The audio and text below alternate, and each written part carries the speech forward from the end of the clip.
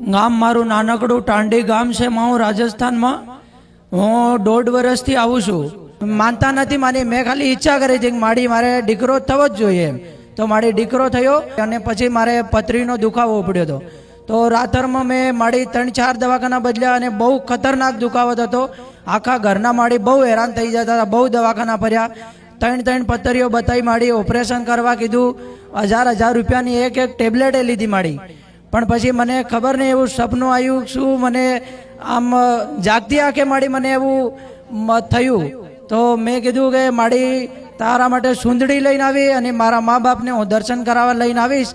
જો મને ઓપરેશન કર્યા વગર દુખાવો મટી જશે અને પથરી ગાયબ થઈ જવી જોઈએ તો બીજા જ દિવસે મારી હું પાછો એના એ જ દવાખાને ગયો મારી મમ્મીને લઈને તો રિપોર્ટમાં મારી કશું જ ના આવ્યું બિલકુલ 0 આવ્યું કંઈ ના આવ્યું રિપોર્ટમાં મારી અને એના પછી 10 દિવસે ના થયા હું પાછો કામે આવતો રહ્યો અને કામ એ કરીને જો તોય મારી દુખાવો ના ઉપડ્યો મારી અને મારી ભગવદ્ ગીતા અહીંથી લઈ ગયો છું એ વાંચું છું અને રામ નામના જપ એ કરું છું 107 ચોપડીઓ છે મારી જોડે મારી બધા આપણા જેટલા ગ્રંથો વાંચવાનું મન થાય એ બધા ગ્રંથ વાંચો અને વાંચવાનું મન ના લાગતું હોય તો અત્યારે મોબાઈલમાં આવે છે રામચરિત માનસ લખો તો આખી રામચરિત માનસ આવે પેલા એ જાણો કે રામચરિત માનસ શું તુલસીદાસ ગોસ્વામી રચિત રામચરિત માનસ તુલસીદાસ ગોસ્વામી કોણ હતા તુલસીદાસ ગોસ્વામી એ રામના પરમ ભક્ત હતા એમનો ભક્ત શિરોમણી તરીકે પદવી મળી જેમણે રામચરિત માનસ આખી રામાયણ લખી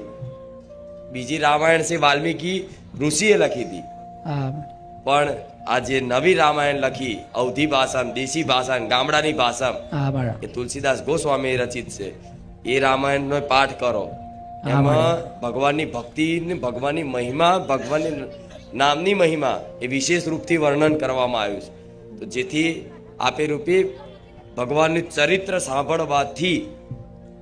અનંત જન્મોના પાપ થયેલા હોય ને